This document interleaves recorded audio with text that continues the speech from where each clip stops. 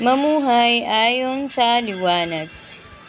Huwag kayong padaya kanino man sa pamamagitan ng mga pangangatwirang wala kabuluhan, sapagkat dahil nga sa mga ito, ang Diyos ay napopoot sa mga suwail, kaya't huwag kayong makisama sa kanila. Dati kayo'y nasa kadiliman, ngunit ngayo'y nasa kaliwanagan na, sapagkat kayo'y nasa Panginoon. Mamuhay kayo ngayon ng nararapat sa mga taong nasa liwanag, sapagkat pawang mabuti, matuwid at totoo ang ginagawa ng namumuhay sa liwanag. Sikapin ninyong matutunan kung ano ang kalugod-lugod sa Panginoon. Huwag kayong makibahagi sa mga gawain ng kadiliman na walang ibinubungang mabuti. Sa halip ay ibunyag ninyo ang mga iyon.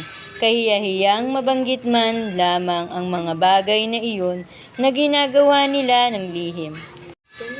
Ang lahat ng nalalantad sa liwanag ay nakikilala kung ano talaga ang mga iyon at nalalantad ang lahat dahil sa liwanag. Kaya't sinasabi, gumising ka, ikaw na natutulog, bungangon ka mula sa libingan at liliwanagan ka ni Kristo.